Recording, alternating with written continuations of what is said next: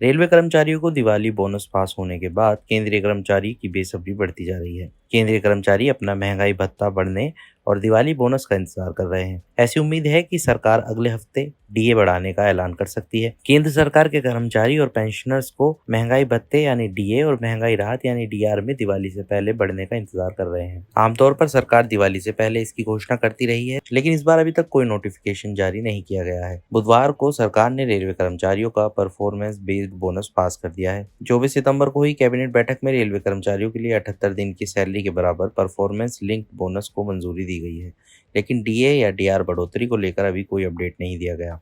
परंपरा के अनुसार सितंबर के आखिरी हफ्ते में इसकी घोषणा होती है और जुलाई से सितंबर तक के एरियर की पेमेंट अक्टूबर के पहले हफ्ते में की जाती है। केंद्रीय कर्मचारी महासंघ ने इस देरी पर चिंता जताई है। महासचिव एसबी यादव ने कहा कि आमतौर पर सितंबर के आखिरी हफ्ते में डीए या डीआर का ऐलान होता था और 3 महीने का एरियर अक्टूबर की शुरुआत में मिलता था। इस बार देरी से कर्मचारियों में असंतोष है। अगर इस बढ़ोतरी को मंजूरी मिलती है तो डीए डीआर में 3% की बढ़ोतरी होगी। इससे कर्मचारी और पेंशनर्स की सैलरी और पेंशन में सीधा इजाफा होगा। महंगाई भत्ता सरकारी कर्मचारियों की इनकम का अहम हिस्सा होता है। इसका मकसद बढ़ती महंगाई के असर को कम करना है। इसे औद्योगिक श्रमिक उपभोक्ता मूल्य सूचकांक यानी CPI-IW के आधार पर तय किया जाता है और साल में 2 बार जनवरी, जून और जुलाई दिसंबर में रिवीजन होता है। जुलाई दिसंबर 2025 के लिए होने वाला ये रिवीजन 7वें वेतन आयोग के तहत अंतिम बढ़ोतरी मानी जा रही है। जनवरी 2026 से 8वां वेतन आयोग लागू होने की संभावना है।